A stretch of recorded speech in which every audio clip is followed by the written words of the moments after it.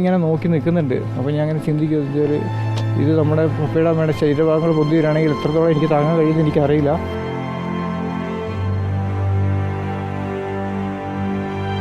ഞാനൊന്ന് പുറത്ത് കിടക്കാൻ വെച്ച് നോക്കുമ്പോഴത്തേനും എല്ലാം കൂടി ഇടിഞ്ഞ് മേത്തുകൂടെ വീണു. എല്ലാം ഒരു നിമിഷ നേരം കൊണ്ട് തകർന്ന് തരിപ്പണമായിപ്പോയി. 10 പേര് മിസ്സാണ്, മരിച്ചു. അവർ അന്ന് രാത്രി വരെ ഞാൻ വിളിച്ചതാ.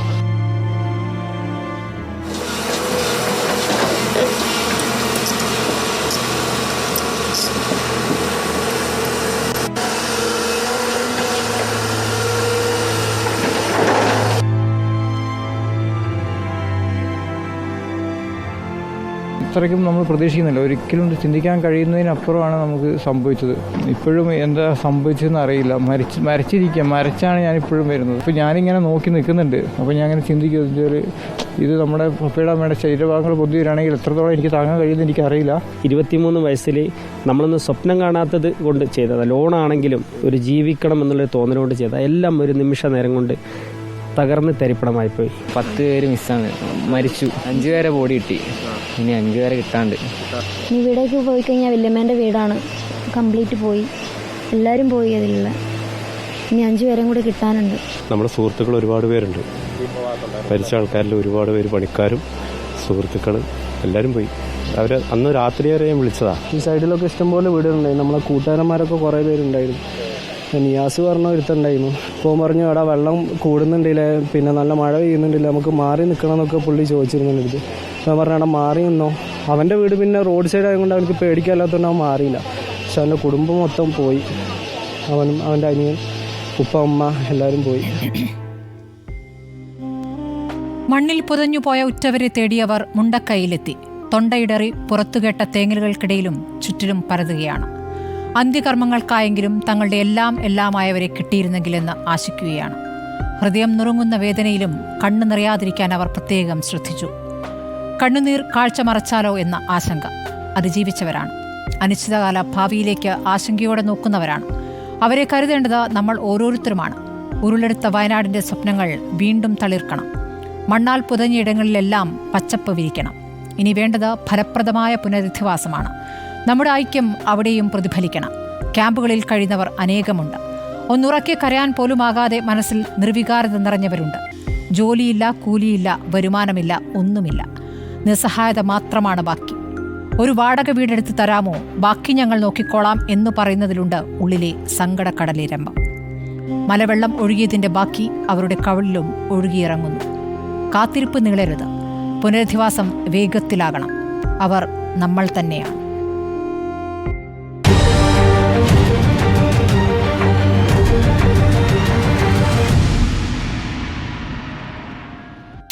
ചർച്ചയിൽ CPM പ്രതിനിധി CK ശശീന്ദ്രൻ, കോൺഗ്രസിൽ നിന്നും നിജേഷ് അരവിന്ദ്, BJPയിൽ നിന്ന് TP ജയചന്ദ്രൻ, ക്യാമ്പിൽ നിന്ന് മുഹമ്മദ് റാഷിദ് എന്നിവരാണ്. ആദ്യം ഞാൻ ശ്രീ ശശീന്ദ്രനിലേക്ക് പോവുകയാണ്. ശ്രീ ശശീന്ദ്രൻ, ഇന്നിപ്പോൾ ജനകീയ തെരച്ചിലായിരുന്നു. ജനകീയ തെരച്ചിലിൽ 3 ശരീരാവശിഷ്ടങ്ങൾ ഇന്ന് ലഭിച്ചിട്ടുണ്ട്. പക്ഷേ അതും സൂചിപ്പാറയിൽ നിന്ന് എയർലിഫ്റ്റ് ചെയ്യാനുള്ള സൗകര്യമുണ്ടായില്ല. അപ്പോൾ സന്നദ്ധ പ്രവർത്തകർ അതിൽ പരാതി പറയുന്നത് കേട്ടു. ഇപ്പോൾ തെരച്ചിലിങ്ങനെ നീളുമ്പോൾ, ദിവസങ്ങൾ അങ്ങോട്ട് കഴിയുമ്പോൾ പഴയ രീതിയിലുള്ളൊരു ആത്മാർത്ഥത ഉണ്ടാകുന്നില്ല എന്നവർ സംശയിക്കുന്നുണ്ടെങ്കിൽ അതിനെന്താണ് മറുപടി?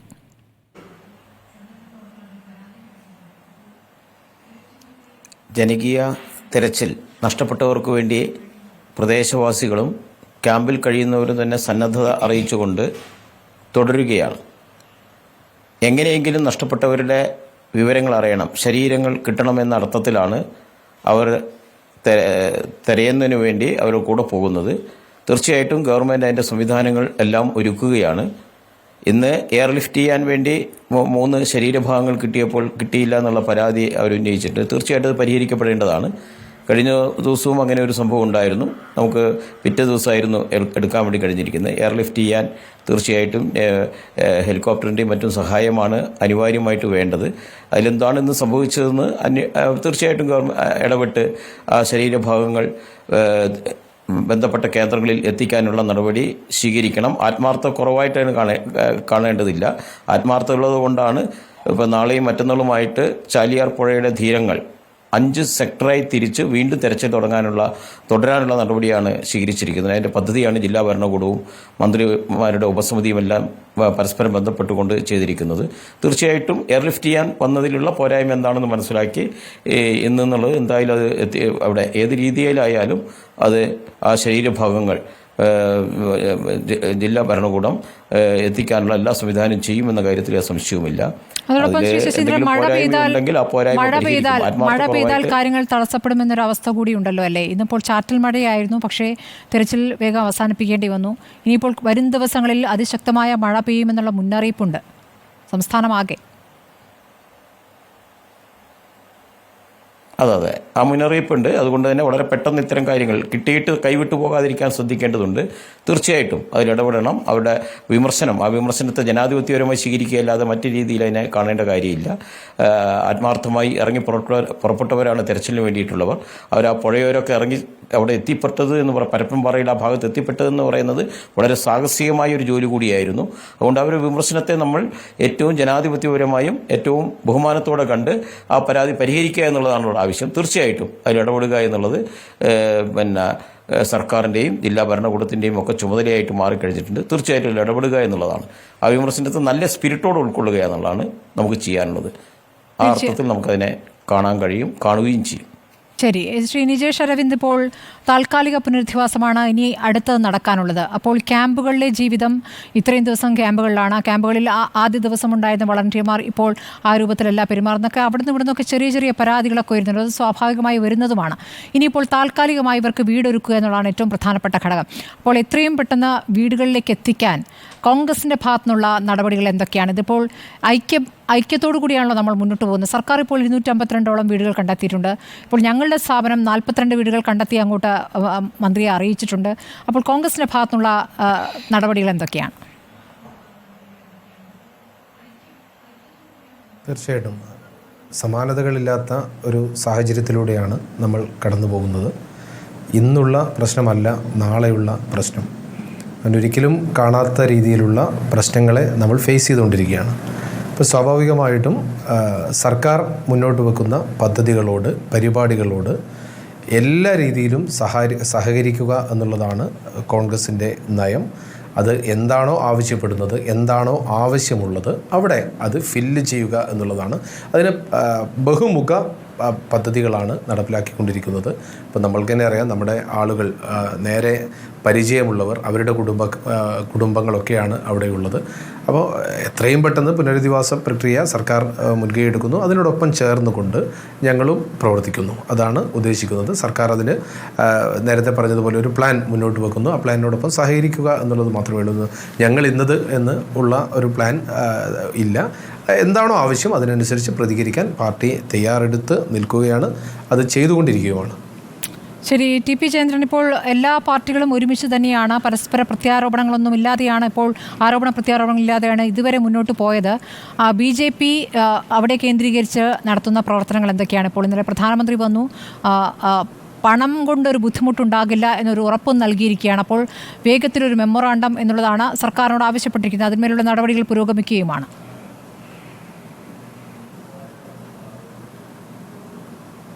സ്മൃതി, പ്രധാനമന്ത്രി വന്ന് വളരെ കൃത്യമായിട്ട് ചില കാര്യങ്ങൾ സൂചിപ്പിച്ചു.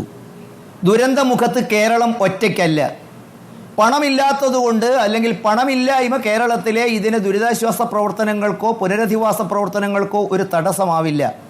നാശനഷ്ടങ്ങളുടെ വിശദാംശങ്ങൾ അടിയന്തരമായി നമുക്ക് ലഭിക്കേണ്ടതുണ്ട്. അടിസ്ഥാന സൗകര്യം ഉറപ്പാക്കേണ്ടതുണ്ട്. ഇതിനകത്ത് ഇരയായിരിക്കുന്ന ആളുകളുടെ മാനസികമായുള്ള ആരോഗ്യം വീണ്ടെടുക്കേണ്ടതുണ്ട്. അവർക്ക് സുരക്ഷിതത്വ ബോധം നൽകേണ്ടതുണ്ട്. അനാഥരാവുകയും മാനസിക വ്യഥ അനുഭവിക്കുകയും ചെയ്യുന്ന കുട്ടികൾക്ക് പ്രത്യേക പാക്കേജുകൾ തയ്യാറാക്കേണ്ടതുണ്ട്. സ്വാഭാവികമായിട്ടും കേരളത്തിൻ്റെ അനുഭവത്തിൽ ഇതുവരെ നമ്മൾ ദർശിച്ചിട്ടില്ലാത്ത ഒരു ദുരന്തത്തിനാണ് കേരളം സാക്ഷ്യപ്പെട്ടത് എന്നുള്ളതൊരു യാഥാർത്ഥ്യമാണ്. പക്ഷേ ഭാരതത്തിൻ്റെ പ്രധാനമന്ത്രിയെ സംബന്ധിച്ചിടത്തോളം നമുക്കറിയാം, 1979 മോർബി അണക്കെട്ടിൽ ഏതാണ്ട് 25,000-ഓളം ആളുകളാണ് മരണപ്പെട്ടതായിട്ട് സംശയിക്കുന്നത്. സാങ്കേതിക ജ്ഞാനമോ ശാസ്ത്രമോ ഇത്രയൊന്നും വികസിച്ചിട്ടില്ലാത്തൊരു കാലഘട്ടത്തിൽ അതിനകത്തൊരു പ്രവർത്തകനായിട്ട് മുന്നോട്ട് വന്ന് ആരംഭിച്ച അദ്ദേഹം 2001 നമുക്കറിയാം ഗുജറാത്തിലുണ്ടായ ഭൂകമ്പം. ഏതാണ്ട് 13,000-നും 20,000-നും ഇടയിലുള്ള ആളുകൾ കൊല്ലപ്പെടുകയും കാണാതാവുകയും 3,40,000-ഓളം കെട്ടിടങ്ങൾ നാശം നേരിടുകയും 9 ലക്ഷത്തിനും 2 ലക്ഷത്തിനും ഇടയിൽ വീടുകൾ താൽക്കാലികമോ സ്ഥിരമോ ആയി നശിക്കപ്പെടുകയും ചെയ്തെടുത്ത് ആ മേഖലയിൽ പ്രവർത്തിച്ച അനുഭവങ്ങളും അതിനെ മുന്നോട്ട് കൊണ്ടുപോയ അനുഭവങ്ങളുമുണ്ട്. അതിനേക്കാൾ ശാസ്ത്രവും സാങ്കേതിക രംഗവും ഇന്ത്യൻ മിലിറ്ററിയും കേരളത്തിലെ ഉദ്യോഗസ്ഥന്മാരും ഒക്കെ ഒരുപാട് മുന്നോട്ട് പോയിരിക്കുന്നു.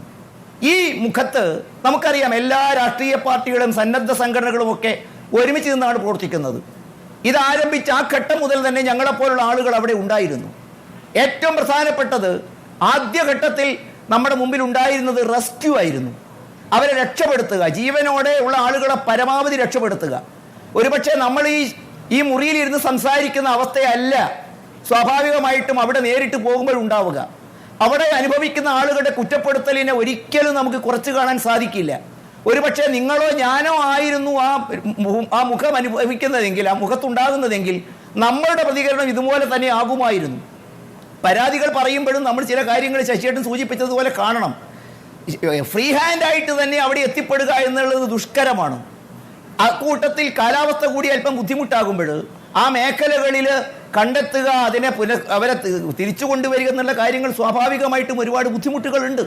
ആ ബുദ്ധിമുട്ടുകളൊക്കെ സഹിച്ചുകൊണ്ട് തന്നെയാണ് നമ്മുടെ പാരാമെഡിക്കൽ സംവിധാനങ്ങളും നമ്മുടെ സന്നദ്ധ പ്രവർത്തകന്മാരും ഒക്കെ മുമ്പോട്ട് പോകുന്നത്. ഈ ഘട്ടത്തിൽ ആദ്യമായിട്ട് നമ്മൾ ചെയ്തത് അവിടെ റെസ്ക്യൂവിന് വേണ്ടിയുള്ള പ്രവർത്തനങ്ങൾക്ക് നേവിക്കൊപ്പവും എയർഫോഴ്സിനൊപ്പവും ആർമിക്കൊപ്പവും NDRFിനൊപ്പവും ഫയർഫോഴ്സിനൊപ്പവും ചേർന്ന് പ്രവർത്തിക്കുക എന്നുള്ളതായിരുന്നു. അതോടൊപ്പം തന്നെ നമ്മൾ ചെയ്തിരിക്കുന്നത്, ഈ ആളുകൾ ഒരുപക്ഷെ ക്യാമ്പുകളൊക്കെ കുറച്ച് ദിവസം കൊണ്ട് അവസാനിക്കും. അത് കഴിഞ്ഞു കഴിഞ്ഞാൽ അവർക്കുള്ള പുനരധിവാസത്തിനോ അവരുടെ ബന്ധുവീട്ടുകളിലേക്ക് എത്തിക്കുക എന്നുള്ളതാണ് ആദ്യഘട്ടത്തിൽ ചെയ്യേണ്ടിയിരിക്കുന്നത്. നിരവധി ആളുകളെ അത്തരത്തിലുള്ള ബന്ധുക്കളുമായി സംസാരിച്ച് അവരെ വീടുകളിൽ എത്തിച്ച് അവരെ കുറച്ച് കാലത്തേക്ക് രക്ഷിക്കുന്നതിനും അതിൻ്റെ പേരിൽ ഒരു ബാധ്യത ആ കുടുംബത്തിന് ഉണ്ടാവാതിരിക്കാൻ ഭക്ഷ്യവസ്തുക്കളും നമുക്കറിയാം, ഉടുതുണിക്ക് മറുതുണിയില്ലാത്ത ആളുകൾക്ക് A to Z എത്തിച്ചു കൊടുക്കുക എന്നുള്ള ദുഷ്കരമായ കർമ്മമായിരുന്നു. അതിനുവേണ്ടിയുള്ള കളക്ഷൻ സെന്ററുകൾ, അത് എത്തിച്ചു കൊടുക്കാനുള്ള പ്രവർത്തനങ്ങൾ. ഇനിയിപ്പോൾ കഴിഞ്ഞ ദിവസം സ്പെഷ്യൽ ടീമിന്റെ ഹെഡ് എന്ന നിലയ്ക്ക് മന്ത്രി റിയാസുമായി സംസാരിച്ചു. അദ്ദേഹം ഞങ്ങളോട് പറഞ്ഞു, ഇപ്പോഴുള്ള പ്രഖ്യാപനങ്ങളല്ല വലുത്, ആവശ്യങ്ങൾ നോക്കിയിട്ട് നമുക്ക് ഒരുമിച്ച് മുന്നോട്ട് പോകണം. അവരെ താൽക്കാലികം പുനരധിവസിപ്പിക്കുന്നതോടൊപ്പം തന്നെ സ്ഥായിയായ ജീവിതത്തിന് അവർക്ക് സ്ഥിരമായിട്ട് ഒരു ജീവിതം നയിക്കാനുള്ള അവസ്ഥ ഉണ്ടാക്കുന്നതിന് വേണ്ടിയിട്ടുള്ള വരുമാന മാർഗം കൂടി കണ്ടെത്തേണ്ടതുണ്ട്. ബഹുമാനപ്പെട്ട മന്ത്രി നമ്മോട് സൂചിപ്പിച്ചത്, അതിനു വേണ്ടിയിട്ട് ആവശ്യമെങ്കിൽ എക്സ്പേർട്ടുകളെയും സർവകക്ഷി രാഷ്ട്രീയക്കാരെയും ഒക്കെ ഉൾപ്പെടുത്തിക്കൊണ്ട് നമുക്ക് അടുത്ത ഘട്ടത്തിലേക്കുള്ള കാര്യങ്ങളെക്കുറിച്ച് നമുക്ക് ഒരുമിച്ച് ചിന്തിച്ചുകൊണ്ട് മുന്നോട്ട് പോകാമെന്നുള്ള വളരെ മനോഹരവും സത്യസന്ധവും ആത്മാർത്ഥവുമായ മറുപടിയാണ് ഉദ്യോഗസ്ഥ ബന്ധങ്ങളിൽ നിന്ന് വന്നുകൊണ്ടിരിക്കുന്നത്. സ്വാഭാവികമായിട്ടും കേരളത്തിന് ഇത് അത്ര നമ്മെ സംബന്ധിച്ചിടത്തോളം വിഷമകരമായിട്ടുള്ള ചില അനുഭവങ്ങളാണ്.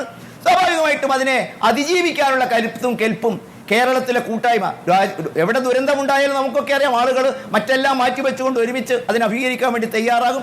കേരളവും അതിന് സാക്ഷ്യപ്പെടുത്തുകയാണ്. സ്വാഭാവികമായിട്ടും ഈ ദുരന്തത്തെയും നമ്മൾ അതിജീവിക്കും. അവർക്കൊക്കെ രാജ്യത്തിൻ്റെ മുഖ്യധാരയിലേക്ക് എത്താനും ഒരു പൂർണ്ണമായി നിങ്ങളും ഞാനും ഒക്കെ അനുഭവിക്കുന്ന ഇതേ മാനസിക ഉല്ലാസത്തോടുകൂടി തന്നെ ഭാവി ജീവിതം കെട്ടിപ്പടുക്കാനുള്ള അവസ്ഥ നമുക്ക് സംജാതമാക്കാൻ കേരളത്തിന് കഴിയുമെന്നുള്ളത് തന്നെയാണ്. നമ്മൾ നൽകേണ്ടത്. പ്രാദേശിക ഭരണകൂടത്തിന് എല്ലാം ഉണ്ട്. നമ്മൾ ഇവിടെ നിന്ന് പറയുന്നത് പോലെയല്ല, ഇവർക്ക് എന്താണ് പറയാനുള്ളത് എന്ന് കൂടി വ്യക്തമായി നമുക്ക് കേൾക്കേണ്ടതുണ്ട്. ഇപ്പോൾ ക്യാമ്പിൽ കഴിയുന്ന മുഹമ്മദ് റാഷിദ് ഉണ്ട്. മുഹമ്മദ് റാഷിദിനെ വിശദമായി കേൾക്കാം ഇടവേളയ്ക്ക് ശേഷം. മടങ്ങിയെത്താം ചർച്ചയിലേക്ക്. ക്യാമ്പിൽ നിന്നും നമ്മുടെ ചർച്ചയിൽ പങ്കെടുക്കുന്ന മുഹമ്മദ് റാഷിദിലേക്ക് പോവുകയാണ്. മുഹമ്മദ് റാഷിദ്, ഇപ്പോൾ മേപ്പാടി ക്യാമ്പിലല്ലേ റാഷിദ് ഉള്ളത്? എന്താണ് ക്യാമ്പിലെ ഒരു അവസ്ഥ? അതെ, ക്യാമ്പിലെ അവസ്ഥ പറയുകയാണെങ്കിൽ മാഡം, പിന്നെ ഇപ്പോൾ നിലവിലൊരു 13-14 ദിവസമാണ് ക്യാമ്പിൽ താമസിക്കുന്നത്. പിന്നെ ആദ്യത്തെ ഒരാഴ്ചയ്ക്ക് ശേഷം ഇതുപോലൊരു ചർച്ചയിൽ ഞാൻ പറഞ്ഞിരുന്നു ചില അടിസ്ഥാന സൗകര്യങ്ങളിൽ ചില പ്രശ്നങ്ങളുണ്ടെന്ന്. ഇപ്പോൾ അന്ന് തന്നെ ഒരു ആശങ്ക ഞാൻ പങ്കുവച്ചിരുന്നു. ഓരോ അടിസ്ഥാന സൗകര്യങ്ങളിൽ അതെ ബാത്റൂം പ്രശ്നങ്ങൾ, ബാത്റൂം, കുളിക്കാനുള്ള സൗകര്യം അതെല്ലാം ഇല്ല എന്ന് പറയുന്നു. അപ്പം അന്ന് മന്ത്രി പറഞ്ഞിരുന്നു ഇത് നമ്മൾ പരിഹരിക്കാമെന്ന് പറഞ്ഞു. പരാതിയായിട്ടല്ല പറയുന്നത്, നമ്മൾ ഓരോ ദിവസം അതെ അങ്ങനെ ഇപ്പം നിലവിലെ ആവശ്യങ്ങളിൽ ഒരുപാട് അപാകതകളുണ്ട്. അടിസ്ഥാന ആവശ്യങ്ങളായിട്ട് ഇപ്പോൾ നമുക്ക് നൽകിക്കൊണ്ടിരിക്കുന്ന വസ്ത്രവും ഭക്ഷണവും മാത്രമാണ്. ശരിക്കും ഒരു മനുഷ്യനെ സംബന്ധിച്ചിടത്തോളം ഇത് മാത്രം പോരാ എന്നുള്ളത് ക്യാമ്പിൽ മൊത്തം ഉള്ളൊരു സംസാരമാണ്. എന്താണെന്ന് വെച്ചാൽ പിന്നെ നമുക്ക് കുളിക്കുവാൻ നല്ലൊരു വൃത്തിയുള്ള ഒരു ബാത്റൂം, സ്കൂളാണ്, അതിൻ്റെതായ പോരായ്മകളുണ്ടാവും. എന്നിരുന്നാലും കുറച്ചൊരു വിസ്തീർണമുള്ള ഒരു സ്ഥലമായിരിക്കണം നമുക്ക് കുളിക്കാനുള്ളൊരു നല്ലൊരു സ്ഥലം. അലക്കുവാനുള്ളത്, അലക്കാനുള്ള സൗകര്യം ക്യാമ്പിൽ എൻ്റെ റൂമിൽ മാത്രം 12 പേരുണ്ട്. 2 കുടുംബങ്ങളായിട്ട് 3 കുടുംബം ഉണ്ടായിരുന്നു. അതിൽ കുറച്ച് പേര് പോയി, 2 പേര് മറ്റു വാടക വീടുകളിലേക്ക് പോയിട്ടുണ്ട്. നിലവിൽ 12 പേര് എൻ്റെ റൂമിൽ തന്നെ ഉണ്ട്, ആ ഒരു ക്ലാസ് മുറിയിൽ. ഞങ്ങൾ എല്ലാവരും ഒന്നിച്ചാണ് കിടക്കുന്നത്. അതുപോലെ അലക്കാനുള്ളൊരു സൗകര്യം നിലവിൽ ക്യാമ്പിലില്ല. അതുകൊണ്ട് തന്നെ നമുക്ക് ഡെയിലി വസ്ത്രങ്ങൾ ഇട്ടതിന് ശേഷം ചിലപ്പോൾ 1-2 ദിവസങ്ങളിലായി ഇടേണ്ടി വരുന്നുണ്ട്. അത് എടുത്ത് അവിടെ ഒരു ചാക്കിലായിട്ട് കൂട്ടമായിട്ട് വെക്കുകയല്ലാതെ മറ്റു അടുത്ത് കുടുംബ വീടുകളൊക്കെ ഉള്ളവർക്ക് അവിടെ പോയിട്ട് അലക്കാനുള്ള സൗകര്യം ഉണ്ടാവും. പക്ഷെ അതില്ലാത്ത ആൾക്കാർക്ക് ഏറെ ബുദ്ധിമുട്ടാണ് ആ ഒരു പ്രശ്നം. പിന്നെ അതുകൊണ്ട് തന്നെ നമ്മൾ പിന്നീട് പിറ്റേ ദിവസത്തേക്ക് ധരിക്കാനുള്ള വസ്ത്രം ഈ ക്യാമ്പ് നമ്മളെ റൂമിൻ്റെ ചാർജുള്ളവരോട് ചോദിക്കുമ്പോൾ അവർക്ക് ചെറിയൊരു പ്രയാസം പോലെ നമുക്ക് അനുഭവപ്പെട്ടിട്ടുണ്ട്. ഒരു വസ്ത്രം ഇന്നലെ കിട്ടിയതല്ലേ അല്ലെങ്കിൽ മിന്നാന്ന് കിട്ടിയതല്ലേ എന്നുള്ള തരത്തിൽ. അതെന്തുകൊണ്ട് നമുക്ക് അത്രത്തോളം അതപ്പതിച്ചിട്ടാണ് നമ്മൾ അവരോട് ചോദിക്കുന്നത് തന്നെ. കാരണം ഉടുവസ്ത്രത്തിന് ഇപ്പോൾ അവർ പറഞ്ഞ പോലെ തന്നെ നമ്മൾ അന്ന് രാത്രി ഉരുൾപൊട്ടുന്ന ആ ദിവസം രാത്രി ഇട്ട മുണ്ടുകൊണ്ട് മാത്രം വന്നവരാണ് ഞങ്ങൾ. അപ്പോൾ ഈ ക്യാമ്പിൽ നിന്ന് കിട്ടുന്ന വസ്ത്രമല്ലാതെ മറ്റൊരു തുണി, ഒരു ടവൽ വാങ്ങാനുള്ള പൈസ പോലും ഞങ്ങളുടെ കയ്യിൽ നിന്നില്ല. അപ്പോൾ അവിടുന്ന് എത്രത്തോളം ഞങ്ങൾ മാനസിക പ്രയാസം അനുഭവിച്ചിട്ടാണ് ഇവർ ഓരോ വസ്ത്രം ചോദിക്കുന്നത് തന്നെ. ചോദിക്കുമ്പോൾ ഇപ്പോൾ നിങ്ങൾക്ക് ഇന്നലെ തന്നതല്ലേ എന്ന് പറയുന്നത് ആരാണോ? വോളണ്ടിയർമാരാണോ? അവിടെ ചുമതലയുള്ള ടീച്ചേഴ്സാണോ എന്ന്? അവരിങ്ങനെ ദിവസവും മാറി മാറി വരുന്നവരാണോ അതോ തുടക്കം മുതലേ നിങ്ങൾക്കൊപ്പം ഉള്ളവരാണോ? ഇല്ലല്ല, മാറി ഓരോ ദിവസവും ഓരോ ടീച്ചേഴ്സിനാണ് ചാർജ്. 1-2 ദിവസങ്ങൾ ഓരോ ടീച്ചേഴ്സിനാണ് ചാർജ് ഉള്ളത്. അവരെ പറഞ്ഞിട്ട് കാര്യമില്ല. നമുക്ക് ആവശ്യത്തിനുള്ള വസ്ത്രം അവർ കൊണ്ടു തരുന്നുണ്ട്. പക്ഷേ അതിൽ ചിലത് പഴകിയ വസ്ത്രങ്ങളായിരിക്കും, ആരെങ്കിലും ധരിച്ചിട്ടുള്ള വസ്ത്രങ്ങളായിരിക്കും. അല്ലെങ്കിൽ നല്ല വസ്ത്രവും ഉണ്ട്, അതിൽ വസ്ത്രങ്ങൾ നല്ലതില്ല എന്ന് പറയുന്നില്ല. പരാതിയായിട്ടല്ല പറയുന്നത്, ഇതൊരു നിർദ്ദേശമായിട്ട് ക്യാമ്പിൽ മൊത്തമുള്ളൊരു നിർദ്ദേശമാണ്. അതുപോലെ നമ്മൾ ഒരു ഷർട്ടും ഒരു മുണ്ടും വേണമെന്ന് പറയുമ്പോൾ നമുക്ക് കൊണ്ടു തരുന്നത് ചിലപ്പം നല്ല വലുതായിരിക്കാം, നമുക്ക് പാകമില്ലാത്ത ചെറുതുമായിരിക്കാം. അപ്പോൾ അത് മാറ്റണം എന്ന് പറയുമ്പോൾ ഇന്ന് മാറ്റാൻ കഴിയില്ല, അവിടെ തിരക്കാണ്, അതുകൊണ്ട് നാളെ മാറ്റിത്തരാണ്. അപ്പോൾ അന്ന് നമ്മൾ പഴകിയ വസ്ത്രം തന്നെ ഇടുന്നുണ്ട്, തലേന്ന് ധരിച്ച അതേ വസ്ത്രം തന്നെ ഇടേണ്ട സാഹചര്യങ്ങൾ ഉണ്ടായിട്ടുണ്ട്. അപ്പോൾ പോകെ ക്യാമ്പിൻ്റെ സ്വഭാവം വല്ല മാറിക്കൊണ്ടിരിക്കുകയാണെന്നുള്ളത് പറയുന്നത്. അപ്പോൾ ഞാൻ സർക്കാരിനോട് ഇപ്പോൾ മറ്റുള്ളവരോട് വെക്കുന്നൊരു ആവശ്യം എന്ന് വെച്ചാൽ, നമുക്ക് വസ്ത്രം ഇതൊന്നും ഒരു വിഷയമല്ല. എന്ന് വെച്ചാൽ നമുക്ക് ജോലി ഉണ്ടെങ്കിൽ നമുക്ക് വാങ്ങാൻ കഴിയുന്നൊരു ഇതേ ഉള്ളൂ. ഈ സംഭവങ്ങളൊക്കെ നമുക്ക് എത്രയും പെട്ടെന്ന് തന്നെ ഒരു വാടക വീട്, അങ്ങനെയുള്ള താൽക്കാലികമായ ഒരു പുനരധിവാസം എത്രയും പെട്ടെന്ന് തന്നെ നൽകി തരാന്നുള്ളതാണ്. എന്നെ സംബന്ധിച്ചിടത്തോളം എനിക്ക് 3 കുട്ടികളുള്ളത്. മൂത്ത കുട്ടിക്ക് 6 വയസ്സ്, പിന്നെ ഒരു 3 വയസ്സുകാരൻ, പിന്നെ 1.5 വയസ്സുകാരൻ. ആ 1.5 വയസ്സുകാരന് ഒരു ദിവസം ഒരു വസ്ത്രം മതിയോ മേഡം? ശരിക്കും ഒരു 2-3 വസ്ത്രം വേണ്ടി വരും. കാരണം അവർ ഭക്ഷണം കഴിക്കുമ്പോൾ മേത്താവും, പിന്നെ ഇതിൽ കൂടെ കൂടിക്കളിച്ച് അവർക്ക് മേത്തൊക്കെ ചളികളാവും. അപ്പോൾ ഒരു വസ്ത്രം തന്നതുകൊണ്ട്, ഒരു ദിവസം തന്നുകൊണ്ട് ആ കുട്ടിക്ക് തികയില്ല, അഴുകിയ വസ്ത്രം തയ്ക്കേണ്ടി വരും. പിന്നെ അതുപോലെ തന്നെ പാമ്പേഴ്സ് ധരിക്കാതെ ഇപ്പോൾ ഉരുളുപൊട്ടി വന്ന അന്ന് മുതൽ ഇന്ന് വരെ പാമ്പേഴ്സ് ധരിക്കാതെ 1 മണിക്കൂർ ആ കുട്ടിനെ, എൻ്റെ കുട്ടിനെ മാത്രമല്ല എല്ലാവരും അവസ്ഥ വരുന്നത്, ആ റൂമിൽ കിടത്താൻ പറ്റില്ല. കാരണം നമ്മൾ മാത്രമുള്ള വീടുകളിലാകുമ്പോൾ നമുക്ക് അവരെ പാമ്പേഴ്സ് ധരിക്കാതെ തന്നെ അഴിച്ചു വിടാം, കുഴപ്പമില്ല. അവർ എവിടെ കാഷ്ടിച്ചാലും മൂത്രിച്ചാലും ഒക്കെ നമുക്കൊരു കുഴപ്പമില്ല. മറ്റു ഒപ്പമുള്ള പ്രായമുള്ളവരും മറ്റുള്ളവരൊക്കെ ഉണ്ടാകുമ്പോൾ അവർക്കൊരു അസ്വസ്ഥത ആവാൻ ചാൻസ് ഉണ്ട്. നമ്മളോട് നേരിട്ട് പറയില്ലെങ്കിലും അതൊരു പ്രശ്നം തന്നെയാണ്. നമ്മുടെ കുട്ടി അവിടെ കാഷ്ടിച്ചാലൊക്കെ അത് വാരാനും പ്രയാസം ആയിരിക്കും. അതുകൊണ്ട് പാമ്പേഴ്സ് ഊരുന്ന ഒരു സാഹചര്യം ഇപ്പോൾ നിലവിലില്ല. പാമ്പേഴ്സൊക്കെ ഇവിടുന്ന് കിട്ടുന്നുണ്ട്, പക്ഷേ കുട്ടീൻ്റെ ഇപ്പം തൊടയിൽ മൊത്തം അലർജിയാണ്, ചുവന്ന പാടുകളായിട്ട് ആ കുട്ടിക്ക് രാത്രി ഉറങ്ങാൻ പറ്റുന്നില്ല. അത് കഴുകി കൊടുക്കാൻ പോകുമ്പോൾ കുട്ടി കരയാണ്. അപ്പോൾ അങ്ങനത്തെ ഒരുപാട് പ്രശ്നങ്ങളുണ്ട്. ഈ അടിസ്ഥാന സൗകര്യം, ഭക്ഷണം, വസ്ത്രം എന്നുള്ളത് മാത്രമാക്കി ചുരുക്കി കാണുന്നതുകൊണ്ടുള്ള പ്രശ്നങ്ങളാണിത്. ഒരുപാട് ആശങ്കകൾ ഇതിൽ നമുക്ക് ആശങ്കകൾ ഇതിൽ നമുക്ക് വരുന്നുണ്ട്. അതുപോലെ പറയൂ അതുപോലെ തന്നെ പിന്നെ നമുക്ക് വേറെ ഒരു 1-2 ആശങ്കകൾ വരുന്നത് നമ്മൾ ഈ പ്രദേശം മുണ്ടക്കൈ പ്രദേശത്ത് ഒരുപാട് പാടികളിൽ താമസിക്കുന്ന ആൾക്കാരുണ്ട്. അവരുടെ ഒരു പേടി എന്ന് പറഞ്ഞാൽ ഈ ക്യാമ്പുകളിൽ ഇപ്പോൾ പൊതുവായൊരു സംസാരം അവർക്കൊരു പുനരധിവാസം ഉണ്ടാകുമോ എന്നുള്ളതാണ്. കാരണം HML കമ്പനി ജോലിക്കാരാണ് അവർ, നിലവിൽ പാടിയിലാണ്. അതിൽ ചിലരെങ്കിലും അന്നാന്ന് കിട്ടുന്ന 450-400 രൂപ അതിൽ നിശ്ചിത തുക മാറ്റിവെച്ച് 5-10 സെന്റ് അവിടെ പിന്നെ വാങ്ങിയിട്ടുണ്ടാവും, മുണ്ടക്കായി വാങ്ങിയിട്ടുണ്ടാവും. അതിൽ ചിലർ തറപ്പണി തുടങ്ങിയിട്ടുണ്ട്, ചിലർ സ്ഥലം പിന്നെ മട്ടമാക്കിയിട്ടുണ്ട്, എന്താ വെച്ചാൽ വീട് പണി തുടങ്ങാൻ ചില സ്ഥലം വാങ്ങിയിട്ടിട്ടുണ്ട്. അപ്പോൾ അവരൊക്കെ ആശങ്കയില്ല, കാരണം വീട് പോയിട്ടില്ല, അവർ പാടിലാണ് താമസം, അവർക്ക് പുനരധിവാസം ഉണ്ടാവുമോ? ആ പ്രഥമ പരിഗണന വീട് പോയവർക്കും ഉറ്റവരും ഉടയവരും നഷ്ടപ്പെട്ടവർക്കാണ്. അപ്പോൾ ഇവരത് ആരും നഷ്ടപ്പെട്ടിട്ടുണ്ടാവില്ല, പക്ഷേ അവർക്ക് 5 സെന്റ് സ്ഥലവും അല്ലെങ്കിൽ ആ മുണ്ടക്കയിൽ പാടികൾ താമസിക്കുന്ന ആൾക്കാരും ആയിരിക്കും. അപ്പോൾ അവരൊക്കെ മൊത്തത്തിൽ ആശങ്കയാണ്. ഇതിൻ്റെ ഒരു വിശദീകരണം നമുക്ക് അറിയാൻ പറ്റുന്നില്ല. ഒന്നാമത്തെ വിഷയം, ഈ ന്യൂസുകളൊന്നും നമ്മൾ കേൾക്കുന്നില്ല. നമ്മൾ വീട്ടിലാണെങ്കിൽ നമുക്ക് TV ഇതൊക്കെ കാണാം. അപ്പോൾ അങ്ങനെ ഒരുപാട് ആശങ്കകൾ നിറഞ്ഞ വളരെ ദുർഘടമായ ഒരു വീഴ്ചയിലൂടെയാണ് ഇപ്പോൾ നടന്നുകൊണ്ട്. ആകെ നമുക്ക് ഒരു മുൻപോട്ട് വെക്കാനുള്ള ഒരു ആവശ്യം എന്താ വെച്ചാൽ എത്രയും പെട്ടെന്ന് താൽക്കാലിക പുനരധിവാസ മേഖലയിലേക്ക് ഞങ്ങൾ മാറ്റി താമസിപ്പിക്കണം എന്നുള്ളതാണ്. ശ്രീ CK ശശീന്ദ്രൻ, മുഴുവൻ കേട്ടല്ലോ. ഇപ്പോൾ മുഹമ്മദ് റാഷിദ് പറയുന്ന കാര്യങ്ങൾ ഒന്നും ചെറിയ കാര്യങ്ങളല്ല. ഒരു വീടായിട്ട് ജീവിച്ചിരുന്നവർ പെട്ടെന്നൊരു ദിവസം ക്യാമ്പിലേക്ക് എത്തപ്പെടുകയാണ്. 12 പേർ ഒരു മുറിയിൽ താമസിക്കുന്ന സാഹചര്യം. എന്തൊക്കെ ബുദ്ധിമുട്ടുകളോടെ കടന്നു പോകുന്നത്. ഒരു വസ്ത്രം പുതുതായി ചോദിക്കേണ്ടി വരുമ്പോൾ അതിന് കിട്ടുന്ന മറുപടി, പിന്നീട് വീണ്ടും മുഷിഞ്ഞ വസ്ത്രത്തിൽ തുടരേണ്ട അവസ്ഥ, കുഞ്ഞുങ്ങളുടെ കാര്യം, ഇതൊക്കെ ഒരു പ്രധാനപ്പെട്ട വിഷയം തന്നെയല്ലേ. ക്യാമ്പുകളിൽ നിങ്ങൾ നേതാക്കൾ തന്നെ ക്യാമ്പുകളിൽ ദിവസവും പോയി ഒരു റൗണ്ടെങ്കിലും എല്ലാ ക്യാമ്പിലും പോകണമെന്നാണ് എനിക്ക് തോന്നുന്നത് ശ്രീ ശശീന്ദ്രൻ. ഇതിപ്പോൾ ക്യാമ്പുകളിൽ എല്ലാം എത്തിക്കുന്നു എന്നുള്ള കാര്യം ഉറപ്പാണ്. ക്യാമ്പുകളിലേക്ക് ഒരുപാട് വസ്ത്രങ്ങൾ എത്തുന്നുണ്ട്, ഭക്ഷണം എത്തുന്നുണ്ട്, പാക്കറ്റുകളിൽ നിറയെ കുന്നുകൂടി ഒരു വസ്തു കിടക്കുന്നുണ്ടെന്ന് പറയുകയാണ്. ഞാൻ നേരത്തെ കേട്ടത് വസ്ത്രത്തിൻ്റെയൊക്കെ പാക്കറ്റുകൾ വലിയ ബോക്സുകൾ അവിടെയുണ്ട്, അത് പൊട്ടിക്കുന്നില്ല, അത് നാളെ പൊട്ടിക്കാമെന്നൊക്കെയാണ് പറയുന്നത്. ഈ വോളണ്ടിയർമാരായി എത്തുന്നവർ എത്രത്തോളം നന്നായി പെരുമാറുന്നവരാണ്, അവർക്ക് എത്രത്തോളം സഹാനുഭൂതിയുണ്ട് എന്നൊക്കെ പരിശോധിക്കേണ്ടതാണ് ശ്രീ ശശീന്ദ്രൻ.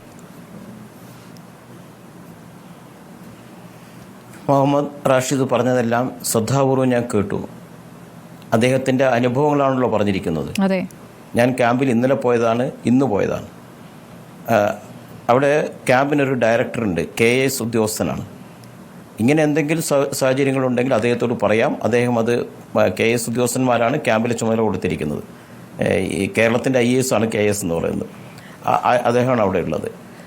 ഏതെങ്കിലും ആളുടെ ഭാഗത്തുനിന്ന് മുഹമ്മദ് റാഷിദ് പറഞ്ഞ പോലെയുള്ള ഒരു അനുഭവം ഉണ്ടായിട്ടുണ്ടെങ്കിൽ തീർച്ചയായിട്ടും അത് ബന്ധപ്പെടാൻ വേണ്ടി നമുക്ക് കഴിയും. അതിന് പരിഹാരം ഉണ്ടാകും എന്ന കാര്യത്തിൽ സംശയമില്ല. ഇപ്പോൾ അവിടെ ക്യാമ്പിൻ്റെ ഒരു പൊതു അന്തരീക്ഷം ഞാൻ പറയാം. നേരത്തെ ആളുകളുടെ എണ്ണം കൂടുതലായിരുന്നു മേപ്പാടി സ്കൂളിൽ. പിന്നീട് മറ്റ് ക്യാമ്പുകളിലേക്ക് കുറേ പേരെ ഷിഫ്റ്റ് ചെയ്തു, കാരണം അവർക്ക് പ്രാഥമിക ആവശ്യങ്ങൾക്കുള്ള സൗകര്യങ്ങളില്ല. ഇന്ന് അവിടെ 450 പേരാണ് രജിസ്റ്റർ ചെയ്തിട്ടുള്ള പേരിലുള്ളത്. പക്ഷേ കുറേ പേര് വീട്ടിലൊക്കെ പോയി വരുന്നുണ്ട്, കുറച്ച് പേരൊക്കെ, കുറേ പേരല്ല കുറച്ച് പേര് പോയി വരുന്നു. അങ്ങനെയുള്ള ക്യാമ്പുകൾ ഉള്ളത്. ഞാൻ ഇന്ന് ക്യാമ്പ് പോയ ആളാണ്, ഇന്നലെ പോയ ആളാണ്. ഇന്ന് ക്യാമ്പ് പോയുണ്ടായപ്പോൾ ഏറ്റവും പ്രയാസപ്പെട്ടൊരു കാര്യം ഞാൻ പറയാം. ഒരു മുൻ പഞ്ചായത്ത് മെമ്പറുണ്ടായിരുന്നു മേപ്പാടിയുടെ, സവിത എന്നാണ് അവരുടെ പേര്.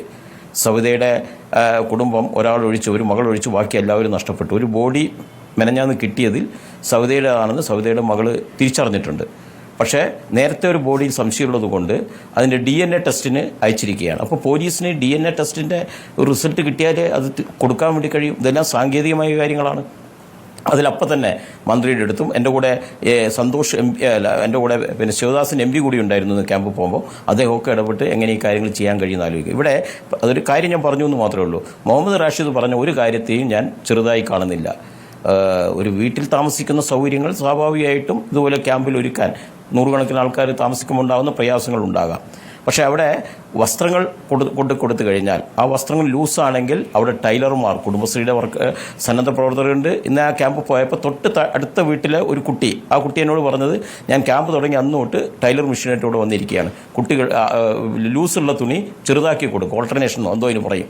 അത്തരം കാര്യങ്ങൾ ചെയ്തു കൊടുത്തുകൊണ്ടിരിക്കുകയാണ്. കണ്ണ് കാണാത്തവർക്ക് അവിടെ ആരോഗ്യ പ്രവർത്തകർ വന്ന് കണ്ണിന് കാഴ്ചയില്ലാത്തവർക്കെല്ലാം കണ്ണട കൊടുക്കുകയാണ്. അവിടെ മറ്റു കാര്യങ്ങൾ ചെയ്തുകൊണ്ടിരിക്കുകയാണ്. അങ്ങനെ കുറേ കാര്യങ്ങൾ ചെയ്തുകൊണ്ടിരിക്കുന്ന ഇടയ്ക്ക് ഇത്തരം ചില ന്യൂനതകൾ ഉണ്ടാകാം. മുഹമ്മദ് റാഷിദ് തന്നെ പങ്കെടുത്ത മുൻപത്തെ ഒരു ചർച്ചയിൽ നമ്മോടൊപ്പം മന്ത്രി MP രാജേഷും ഉണ്ടായിരുന്നു ശ്രീ ശശീന്ദ്രൻ. അന്ന് ഈ ബയോ ടോയ്ലറ്റുകളുടെ ഒരു ഉറപ്പ് ലഭിച്ചിരുന്നു. പക്ഷേ ബയോ ടോയ്ലറ്റുകൾ ലഭിക്കുന്നില്ല. സ്കൂളുകളിലെ ബാത്റൂമുകളുടെ അവസ്ഥയൊക്കെ നമുക്ക് അറിയാവുന്നതാണല്ലോ. അവിടെ തന്നെ കുളിക്കേണ്ട അവസ്ഥ, തുണി കഴുകാൻ പറ്റാത്ത അവസ്ഥ, ഇതൊക്കെ ഉണ്ട്.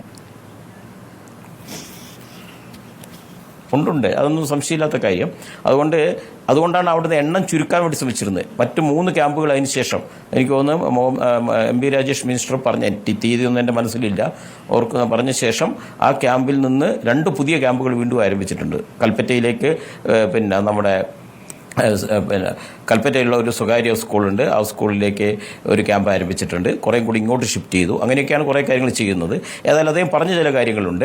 ചെറിയ കുട്ടികൾക്ക് വേണ്ടിയുള്ള പാമ്പേഴ്സ് അത് തീർച്ചയായിട്ടും പരിഹരിക്കാനുള്ളൊരു നിലപാട് ഇടപെടുന്നതാണ്. ആദ്യമായിട്ട് ഞാൻ ക്യാമ്പ് പോയിട്ട് എന്തെങ്കിലും ഉണ്ടോ എന്ന് എല്ലാവരും ചോദിക്കുന്നുണ്ട്. അപ്പോൾ എല്ലാവരും നല്ല സുഖമാണെന്നാണ് പറഞ്ഞിരിക്കുന്നത്. അപ്പോൾ ഇത്തരം ചില ചിലപ്പോൾ അവർ പൊതുവൽക്കരിച്ച് പറയേണ്ടതെന്ന് വിചാരിച്ചിട്ടുണ്ടായിരിക്കാം. അങ്ങനെ ചിലതൊക്കെ അവർ തന്നെ സഹിച്ച് ക്യാമ്പല്ലേ എന്ന് വിചാരിച്ചാൽ അങ്ങനെ ഒരു പരാതി ആവണ്ട എന്ന് അവർ ഏതൊക്കെ പറയേണ്ടതാണ്. അക്കാര്യത്തിൽ തർക്കമില്ല.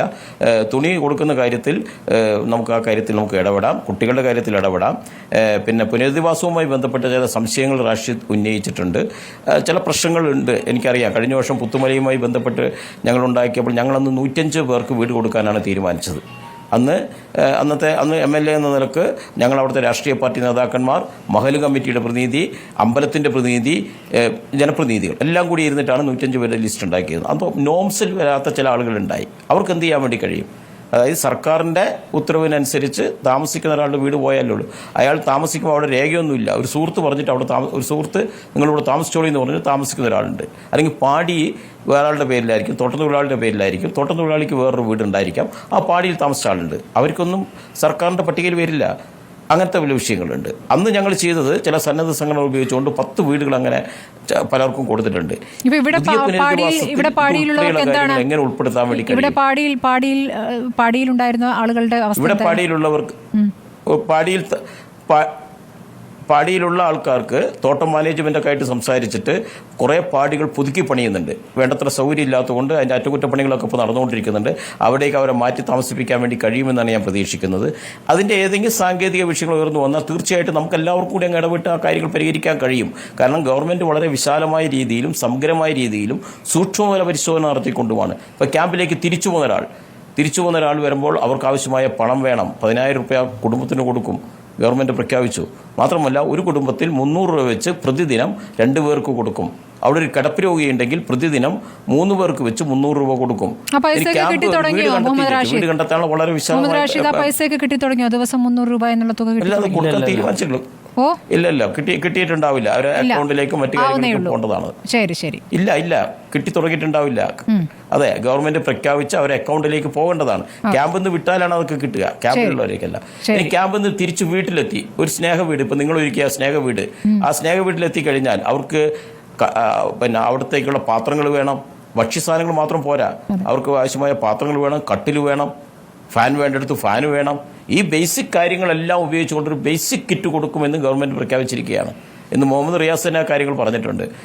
അപ്പോൾ അവരൊരിക്കലും ഒറ്റപ്പെട്ടു പോയത്. എല്ലാ സൗകര്യങ്ങളും നമുക്ക് കൊടുക്കാൻ കഴിയുമെന്ന് എനിക്കറിയില്ല. പക്ഷേ എല്ലാവർക്കും തൃപ്തിപ്പെടുത്തിക്കൊണ്ട് കാര്യങ്ങൾ ചെയ്യാൻ കഴിഞ്ഞില്ലെങ്കിലും പ്രാഥമികമായ കാര്യങ്ങൾ ഉറപ്പാക്കുക എന്നുള്ളത് ഭരണകൂടത്തിൻ്റെ ചുമതലയായിട്ട് മാറിയിരിക്കുകയാണ്. അതൊരു ചെയ്തേ മതിയാവും. അക്കാര്യത്തിൽ ഒരു തർക്കവുമില്ല. ഈ ഭക്ഷണത്തിന്റെ കാര്യത്തിൽ ഞാൻ ഭക്ഷണത്തിന്റെ കാര്യത്തിൽ ഞാൻ അറിഞ്ഞ ഒരു കാര്യം, ചില പ്രധാനപ്പെട്ട ക്യാമ്പ് ഇപ്പോൾ സെന്റ് ജോസഫ് സ്കൂളാണെന്ന് തോന്നുന്നു അല്ലേ?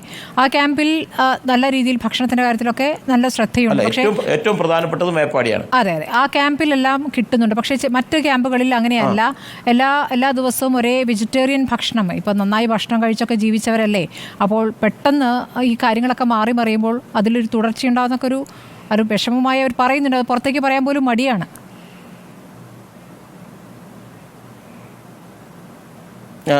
നമുക്ക് ഓരോരുത്തർക്കും ഇഷ്ടമുള്ള ഭക്ഷണം കൊടുക്കാൻ കുറച്ച് പ്രയാസം ചിലപ്പോൾ ഉണ്ടാക്കും. 100 കണക്കിന് ആൾക്കാർ ഒരു ക്യാമ്പിൽ വരുമ്പോൾ. പക്ഷേ വെജിറ്റേറിയൻ കഴിക്കുന്നവർക്ക്, നോൺ വെജിറ്റേറിയൻ കഴിക്കുന്നവർക്ക് വെജിറ്റേറിയൻ മാത്രമാണ് കൊടുക്കുന്നത് എന്ന പരാതി ഉണ്ടെങ്കിൽ ആ പരാതി ഒരു സ്ഥലത്ത് എന്നോട് പറഞ്ഞിരുന്നു. ആ പരാതി പിന്നീട് അടുത്ത ദിവസം ഞാൻ പോയി ചോദിച്ചപ്പോൾ പരാതി അത് പരിഹരിച്ചു. ഇന്നലെ ഞങ്ങൾക്ക് നോൺ വെജിറ്റേറിയൻ കിട്ടിയെന്ന് പറഞ്ഞു.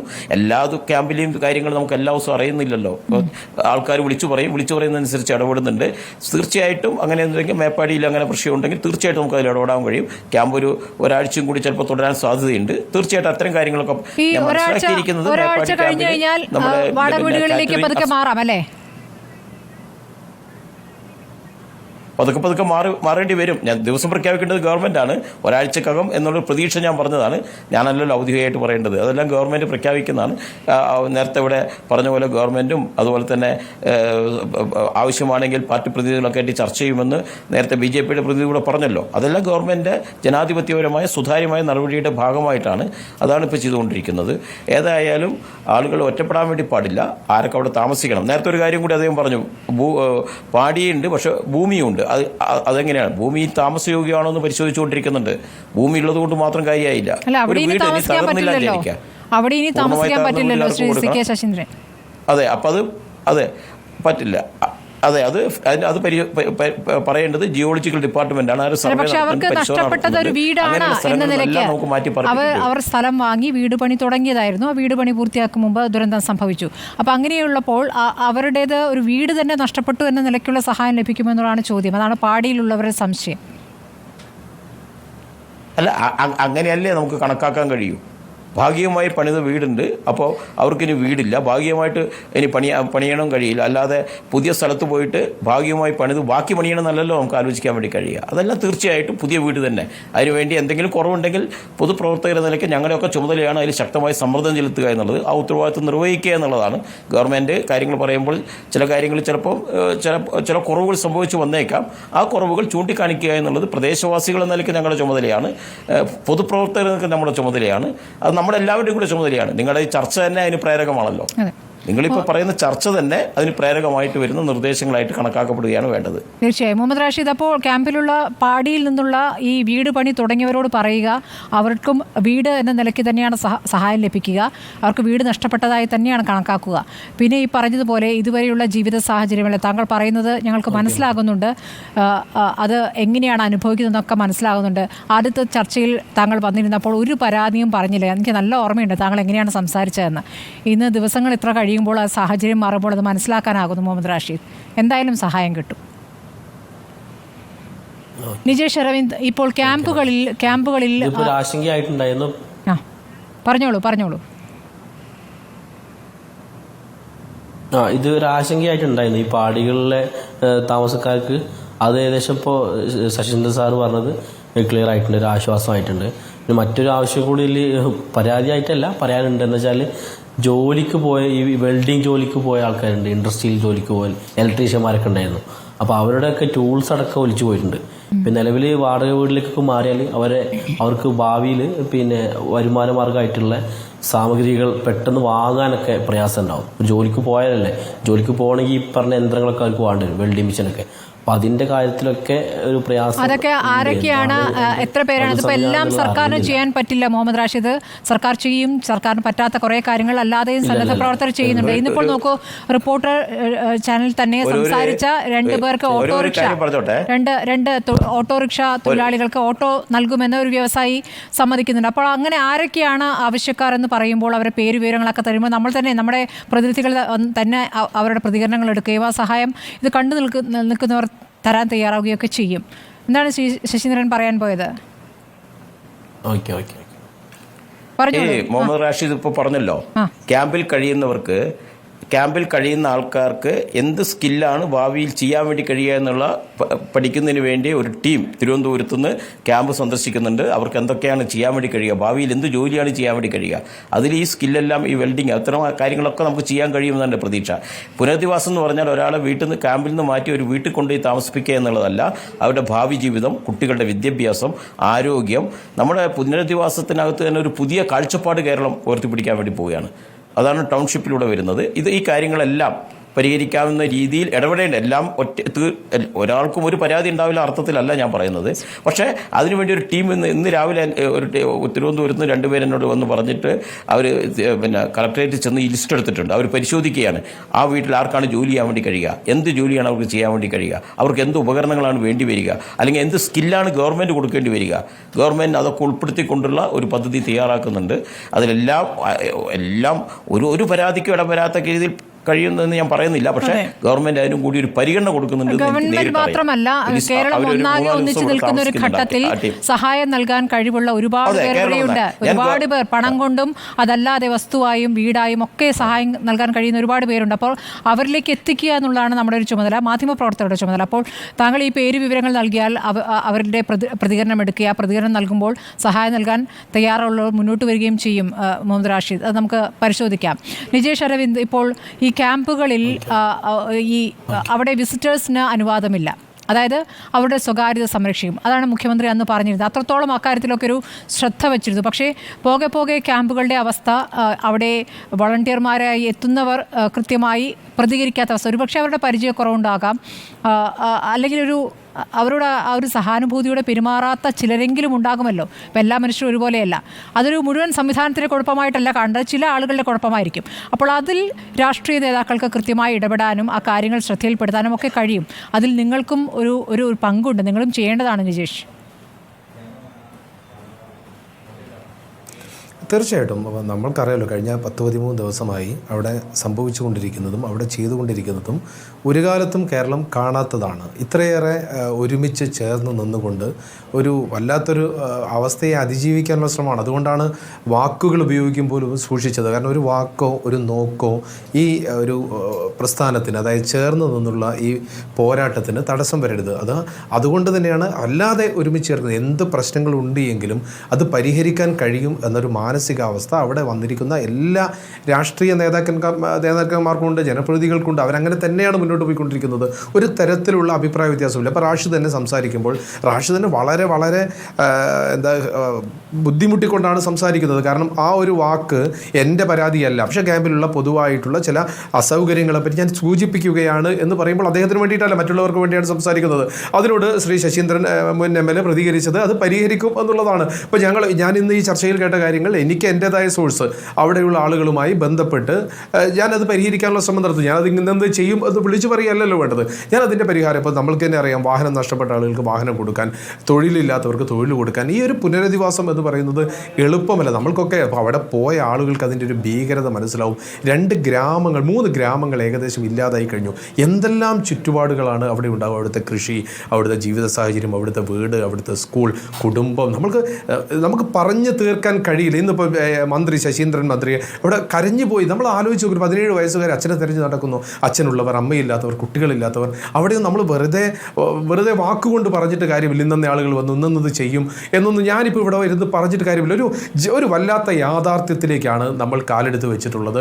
ആ യാഥാർത്ഥ്യത്തിനെ അതിജീവിക്കണമെങ്കിൽ വലിയ ഒരു മനസ്സ് വേണം. അവിടെ ഒരു ചെറിയ മുതലെടുക്കൽ പോലും എന്നെ പോലെയുള്ള രാഷ്ട്രീയക്കാരൻ വാക്കുകൊണ്ട് നടത്തി കഴിഞ്ഞാൽ അതാണ് ഏറ്റവും വലിയ ശാപം എന്ന ബോധ്യം എനിക്കുണ്ട്. അതുകൊണ്ടാണ് പറയാത്തത്. പക്ഷേ ചെയ്യാൻ കഴിയുന്നതെല്ലാം ചെയ്യുക എന്ന വല്ലാത്തൊരു മനസ്സ് നമ്മൾ കേരളം കാണിക്കുന്നുണ്ട്. നിങ്ങൾ കേരളത്തിൻ്റെ ഏത് ഭാഗത്ത് പോയാൽ വയനാടിനെ സഹായിക്കുക എന്നൊരു മനസ്സുണ്ട്. അത് പറഞ്ഞുകൊണ്ടല്ല, അല്ലാതെ സഹായിക്കുക. നമ്മളെ പുനരധിവാസ പ്രക്രിയ എന്ന് പറഞ്ഞാൽ ഒരുപക്ഷെ കേരളം ഒരു കാലത്തും കണ്ടിട്ടില്ലാത്ത ഒരു പ്രക്രിയയ്ക്ക്. ഒരു ടൗൺഷിപ്പ് ഉണ്ടാക്കണം, ജോലി കൊടുക്കണം. ഇപ്പം നമ്മൾ ഈ ക്യാമ്പിൽ നിന്ന് പിരിച്ചു പോകുന്ന സമയത്ത്, ഇപ്പോൾ ക്യാമ്പ് ആയതുകൊണ്ട് ഇപ്പോൾ റാഷിദ് തന്നെ പറയുന്നു 3 കുട്ടികളും കുടുംബവും 12 പേർ അവിടെ നിൽക്കുന്നു. ഒരു സമൂഹമായി നിൽക്കുന്നു. ക്യാമ്പിൽ നിന്ന് അവർ പുറത്തേക്ക് ഒരു വാടക വീട്ടിലേക്ക് പോകുന്ന സമയത്ത് കുടുംബമായിട്ട് പോകുന്നവർ വളരെ കുറച്ചേ ഉള്ളൂ. ബാക്കിയുള്ളവരുടെ കുടുംബത്തിലെ ചില ആളുകൾ മാത്രമേ ഉള്ളൂ. അവരെങ്ങനെ ഒറ്റപ്പെട്ടൊരു വീട്ടിൽ താമസിക്കും എന്ന ചോദ്യം പോലും, മാനസിക സംഘർഷത്തിൻ്റെ ചോദ്യം പോലും നമ്മുടെ മുന്നിലുണ്ടാവും. ഒരു വലിയ മാനസിക സംഘർഷമാണ് അവിടെ അനുഭവിച്ചു കൊണ്ടിരിക്കുന്നത്. അതിനെയൊക്കെ അതിജീവിക്കാൻ എങ്ങനെ അതിജീവിക്കും എന്നുള്ള ഒരു കഠിന പ്രയത്നത്തിലാണ് നമ്മൾ. അതുകൊണ്ട് നമ്മൾ ഒരിക്കലും കാണാത്ത ഒരു മേഖലയിലേക്കാണ് പോയിരിക്കുന്നത്. അവിടെയുള്ള മറുപടികൾ വാക്കുകൊണ്ട് പറയാൻ പറ്റുന്നതല്ല, പ്രാക്ടിക്കൽ. ഇപ്പോൾ പറഞ്ഞിരിക്കുന്ന പ്രശ്നങ്ങൾക്ക് ഇപ്പോൾ പരിഹാരം ഉണ്ടാക്കണം, നാളെ ഫേസ് ചെയ്യാൻ പോകുന്നതിന് മറ്റന്നാൾ പരിഹാരം ഉണ്ടാക്കണം. ആ രീതിയിൽ നമ്മൾക്കിതിനെ ഫേസ് ചെയ്തേ മതിയാകും. നമുക്ക് തിരിച്ചു കൊണ്ടുവരണം. ഇതൊക്കെ പറയുമ്പോഴും നമ്മൾക്കൊക്കെ നമ്മുടെ തലയ്ക്ക് മുകളിൽ ഡെമോക്രസിൻ്റെ വാള് തൂങ്ങിക്കിടക്കുകയാണ്. നമുക്കറിയാം, ഇന്ന് വൈകുന്നേരം ഒരു മിന്നലും മഴയും വന്നപ്പോൾ ആളുകളുടെ പാലമടച്ച് അവിടുന്ന് രക്ഷപ്പെട്ടു വരേണ്ട അവസ്ഥ. ഇന്നലെ വന്നിരിക്കുന്ന പ്രകമ്പനം, കേരളത്തിലുടനീളം പ്രകമ്പനം, എന്ത് സംഭവിക്കുമെന്നറിയാത്ത ഒരു സാഹചര്യം, ഇനിയും മഴ വരുന്നു എന്നുള്ള ഒരു വലിയ മുന്നറിയിപ്പ്, ഇതെല്ലാം വരുന്ന സമയത്ത് മാനസിക സംഘർഷം കേരളത്തിലുടനീളം ഭരണാധികാരികൾക്ക് മാത്രമല്ല എല്ലാ ജനത്തിനുമുണ്ട്. ഇതിനെയൊക്കെ അതിജീവിക്കാനുള്ള ഒരു വല്ലാത്തൊരു അവസ്ഥയിലേക്കാണ് നമ്മൾ പോകുന്നത്. അവിടെ കൈകോർത്ത് പിടിക്കേണ്ട ആളുകളാണ് നമ്മൾ, ഹൃദയം ചേർത്ത് വെക്കേണ്ട ആളുകളാണ് നമ്മൾ. ഇന്നലെ കഴിഞ്ഞ 13 ദിവസമായി മറ്റെല്ലാം മാറ്റിവെച്ചുകൊണ്ട്, ജാതിയില്ല, മതമില്ല, വർഗമില്ല, വർണ്ണമില്ല, രാഷ്ട്രീയമില്ല, പണമില്ല, അതിനപ്പുറത്തേക്ക് ഇപ്പോൾ തന്നെ നമുക്കറിയാം വാർത്താ ചാനലുകളൊക്കെ, ഞാൻ പറയുന്നത് നേരത്തെയൊക്കെ ഉണ്ടായിരിക്കുന്ന സ്ഥലത്ത് പലപ്പോഴും ആദ്യ വാർത്ത ഞങ്ങൾ എത്തിക്കുക എന്നൊരു മത്സരമൊക്കെ ഉണ്ടായിരുന്നു. പക്ഷെ ഞാൻ ഈ ഒരു വയനാട് ദുരന്തത്തിൽ കണ്ടിരിക്കുന്നത് യാഥാർത്ഥ്യങ്ങളോട് സംവദിച്ചുകൊണ്ടാണ് ചാനലുകൾ കടന്നുപോയത്. ഞങ്ങൾക്ക് എന്ത് ചെയ്യാൻ കഴിയും എന്നുള്ളതാണ്. ആദ്യ വാർത്ത എത്തിക്കുന്നതിനപ്പുറത്ത് ഞങ്ങൾക്ക് എന്ത് ചെയ്യാൻ കഴിയും എന്നുള്ള വലിയ ഒരു മാധ്യമ സംസ്കാരമാണ് വയനാട്ടിലൂടെ കടന്നു പോകുന്നത്. രാഷ്ട്രീയക്കാർ ചേർന്നത് ഞങ്ങൾക്ക് എന്ത് ചെയ്യാൻ സാധിക്കും എന്നുള്ളതാണ്. സന്നദ്ധ സംഘടനകൾ ഞങ്ങൾക്ക് എന്ത് ചെയ്യാൻ സാധിക്കും എന്നുള്ളതാണ്. വിളിച്ചു പറയാതെ, വാക്കുകൊണ്ടല്ലാതെ പ്രവൃത്തി കൊണ്ട് എന്ത് ചെയ്യാൻ കഴിയുമെന്നുള്ളതാണ്. അപ്പോൾ സമാനതകളില്ലാത്ത ഒരു വല്ലാത്തൊരു സംസ്കാരം കേരളത്തിൽ രൂപപ്പെട്ടിട്ടുണ്ട്, വയനാട്ടിൽ രൂപപ്പെട്ടിട്ടുണ്ട്. നമുക്കത് തുടർന്ന് കൊണ്ടുപോകണം. ഒരു ചർച്ച പോലും അതിൽ നെഗറ്റീവ് ആകാൻ പാടില്ല. പോസിറ്റീവായിക്കൊണ്ട്, എല്ലാം മറന്നു വെച്ചുകൊണ്ട് പോസിറ്റീവായിക്കൊണ്ട് വളരെ പെട്ടെന്ന് ഇവരെയൊക്കെ ജീവിതത്തിലേക്ക് തിരിച്ചു കൊണ്ടുവരാൻ ആവശ്യമായ ഒരു നടപടികളിലേക്ക് എത്തിക്കാൻ കഴിയുമെന്ന ഒരു ശുഭാപ്തി വിശ്വാസം. ഓരോ ചർച്ചയും, ഓരോ വൈകുന്നേരത്തെ ചർച്ചയും, ഓരോ വാർത്തയും, ഓരോ വാക്കും അതിന് ഗുണപരമാവട്ടെ എന്ന് മാത്രമാണ് പറയാനുള്ളത്. കഴിയാവുന്നതൊക്കെ, ചെയ്യാൻ കഴിയുന്നതൊക്കെ ചെയ്യും എന്ന ഉറപ്പ്, അത് വിളിച്ചു പറയാതെ ചെയ്യും എന്ന ഉറപ്പ് മാത്രം ഇവിടെ തരുന്നു. ശ്രീ ടി പി ജയചന്ദ്രൻ, ക്യാമ്പുകളിൽ നിങ്ങളുടെ ഒരു ഇടപെടൽ എങ്ങനെയായിരിക്കും? 2018-ലെയും 2019-ലെയും ദുരന്തങ്ങളും അതിൻ്റെ പുനരധിവാസങ്ങളും അതിൻ്റെ പോസിറ്റീവും നെഗറ്റീവുമായുള്ള എല്ലാ അനുഭവങ്ങളും നമ്മുടെ മുമ്പിലുണ്ട്. ഇത്തരമൊരു ചർച്ചയിലേക്ക് ഞാനതൊരു മറ്റ് തലങ്ങളിലേക്ക് കൊണ്ടുപോകാൻ ആഗ്രഹിക്കാത്തത് കൊണ്ട് ഞാൻ ആ കാര്യങ്ങൾ സൂചിപ്പിക്കുന്നില്ല. പക്ഷേ 2018-ലെയും 2019-ലെയും നമ്മൾ നേരിട്ടപ്പോഴുണ്ടായ ഒരുപാട് ദുരനുഭവങ്ങൾ അല്ലെങ്കിൽ ഒരുപാട് പോരായ്മകൾ നമ്മുടെ ഭാഗത്തുണ്ടായിട്ടുണ്ട്. നമ്മുടെ എന്ന പദമാണ് ഞാൻ പ്രയോഗിച്ചത്. അത് ഇത്തവണ ഇല്ലാതെ നമ്മൾ നോക്കേണ്ടതുണ്ട്. വാഗ്ദാനങ്ങളായി മുൻപോട്ട് പോകുന്ന ആശങ്കയാണ് റാഷിദ് ഇവിടെ കടിക്കുന്നത്. 13 ദിവസം കഴിയുമ്പോൾ അവിടെ താമസിച്ചുകൊണ്ടിരിക്കുന്ന ആളുകളുടെ മാനസിക നിലയിൽ മാറ്റങ്ങൾ വന്നുകൊണ്ടിരിക്കുന്നത് നമുക്ക് കൃത്യമായിട്ട് അറിയാൻ സാധിക്കും. ഒരുപക്ഷെ ഒന്നാം ഘട്ടത്തിൽ ഗവൺമെൻറ്റിനും നമുക്കുമൊക്കെയുള്ള റെസ്ക്യൂ ഓപ്പറേഷനും റിഹാബിറ്റേഷൻ ആദ്യഘട്ടത്തിലായിരുന്നുവെങ്കിൽ ഇന്ന് ചില യാഥാർത്ഥ്യങ്ങളിലേക്ക് ഇവിടെ നടന്നു പോവുകയാണ്. ചെറുതാണെങ്കിൽ പോലും സ്വന്തമായി ഉപയോഗിച്ച മുറികൾ, ശൗചാലയങ്ങൾ, പ്രൈവസികൾ, അതൊക്കെ ഒരു വിശാലമായ സ്കൂളിനകത്ത് 3 കുടുംബങ്ങൾ താമസിക്കുമ്പോൾ ഉണ്ടാകുന്ന ബുദ്ധിമുട്ടുകൾ ഒരുപക്ഷെ ദിവസങ്ങൾ കഴിയുമ്പോൾ അവരിൽ നിന്നും വ്യത്യസ്തങ്ങളായ അനുഭവങ്ങൾ അവർക്കുണ്ടാകുന്നു. ഏകോപനത്തിൻ്റെ കാര്യങ്ങളിലും കുറെ കൂടി ഇടപെടലിൻ്റെ കാര്യങ്ങളിലും നമ്മൾ കുറെ കൂടെ ശ്രദ്ധിക്കേണ്ടതുണ്ട്. നോക്കൂ, ഇവിടെ തന്നെ ചില കാര്യങ്ങളിൽ മേൽനോട്ടം കർക്കശമാക്കേണ്ടതുണ്ട്. സതുദ്ദേശപരമായിരിക്കാം ഒരുപക്ഷെ ഗവൺമെൻറ് മുൻപോട്ട് വെച്ച ചില കാര്യങ്ങൾ.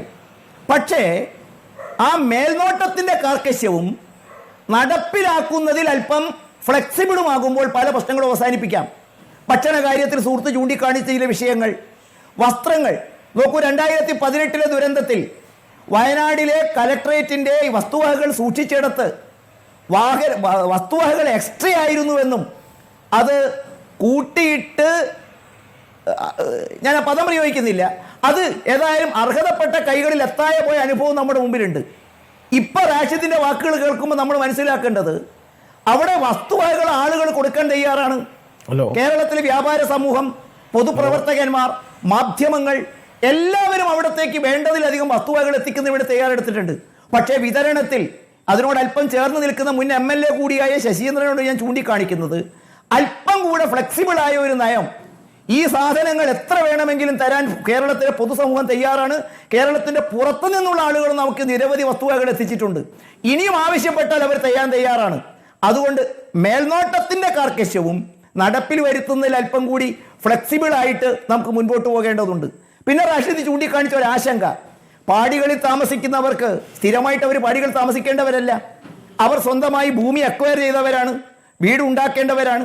ഞാൻ പഠിച്ചിടത്തോളവും മനസ്സിലാക്കിയിടത്തോളവും 348 വീടുകളാണ് പൂർണ്ണമായും നശിച്ചു പോയത്, ലഭിക്കാത്തത്. ഒരുപക്ഷെ അവിടെ ഉള്ളവർക്ക് പോലും കുറച്ച് പേരും കൂടെ മാറി താമസിക്കേണ്ടി വരും. പക്ഷേ 348 കുടുംബങ്ങളിലും ജീവിക്കാനുള്ള ചില കുടുംബങ്ങൾ പൂർണ്ണമായും ഇല്ലാതായിട്ടുണ്ട്. 548ഓളം 592 വീടുകൾ ഇപ്പോൾ തന്നെ ഓഫേർഡാണ്. അതിൻ്റെ അർത്ഥം നമുക്ക് ആവശ്യമുള്ളതിനേക്കാൾ കൂടുതൽ തരാൻ വേണ്ടി മുൻപോട്ട് വന്നിരിക്കുന്ന സമൂഹം നമ്മുടെ മുമ്പിലുണ്ട്.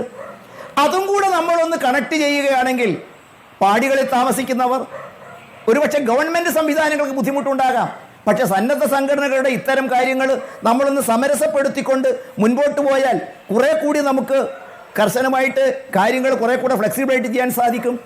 സർക്കാർ തലങ്ങളിൽ തന്നെ എല്ലാം ചെയ്യണമെന്ന വാശി കാര്യങ്ങൾ നമുക്ക് പുലർത്തേണ്ടതുണ്ടോ? അതിൻ്റെ ക്രെഡിറ്റുകളൊക്കെ ആരെങ്കിലും അടിച്ചുകൊണ്ടുവന്ന് ഭയപ്പെടുത്തേണ്ടതുണ്ടോ? സ്വാഭാവികമായിട്ട് അവിടെ ഞാൻ പറഞ്ഞത് മേൽനോട്ടത്തിൻ്റെ കാര്യത്തിൽ കർക്കശം ഉണ്ടാകേണ്ടതുണ്ട്. അവിടെ ആവശ്യങ്ങൾ അറിഞ്ഞ് പ്രവർത്തിക്കാൻ കുടുംബാംഗങ്ങൾ, സന്നദ്ധ സംഘടനകൾ, ഒരുപക്ഷെ അത് കൊടുക്കേണ്ട അവിടെ അധികാരപ്പെടുത്തിയ ഉദ്യോഗസ്ഥൻ്റെ അനുമതിയും മേൽനോട്ടത്തിലും ഇളവുകൾ വേണമെന്നൊന്നും ഞാൻ പറയുന്നില്ല. അത്തരം മേൽനോട്ടങ്ങളും ഇളവുകളും കൊണ്ടുവന്നത് സതുദ്ദേശപരം തന്നെയാണ് എന്ന കാര്യത്തിൽ എനിക്ക് സംശയവുമില്ല. പക്ഷേ കൂടുതൽ കർക്കശങ്ങളിലേക്ക് പോകുമ്പോൾ അർഹതപ്പെട്ടടുത്ത് കാര്യങ്ങൾ എത്തുന്നതിന് വേണ്ടി ബുദ്ധിമുട്ടുണ്ടാകുന്നു. മറ്റൊന്ന് റാഷിദിനോട് എനിക്ക് ഉറപ്പ് തരാനുള്ളത്, റാഷിദെ, ഇതുമായി ബന്ധപ്പെട്ട് ബർമുഡ പോകുമ്പോൾ കുറേ കൂടെ കാര്യങ്ങൾ അഭിമുഖീകരിക്കുണ്ടാകും. ഇന്ത്യയിലെ മറ്റ് സംസ്ഥാനങ്ങൾ റിഹാബിലിറ്റേഷനെ കുറിച്ച് പറഞ്ഞ് പ്രധാനമന്ത്രിയോട് സംസാരിച്ചപ്പോഴും അദ്ദേഹത്തിൻ്റെ ഓഫീസുമായി ബന്ധപ്പെട്ടും പറഞ്ഞത് ലോണുകൾ എടുത്തവർക്ക് അത് തിരിച്ചടയ്ക്കാൻ ബുദ്ധിമുട്ടുള്ളവരുണ്ട്. അത് ജീവിക്കാൻ ഒരു മാർഗം ഉണ്ടാകുന്നതിന് പണിയായുധങ്ങൾ വാങ്ങുന്നതിന് വേണ്ടിയിട്ടുള്ള ലോണുകൾ കൈകാര്യം ചെയ്യേണ്ടതുണ്ട്. അത് വെയ്വ് ചെയ്യേണ്ടതുണ്ട്. അത് പുതിയ ലോണുകളിലേക്ക് മാറ്റിക്കൊടുക്കേണ്ടതുണ്ട്. അതൊന്നുമില്ലാത്ത ആളുകൾക്ക്, ലോണൊന്നുമില്ലാത്ത ഇത് അക്വയർ ചെയ്ത ആളുകൾക്ക് അവർക്ക് പണിയായുധങ്ങൾ എത്തിച്ചു കൊടുക്കേണ്ടതുണ്ട്.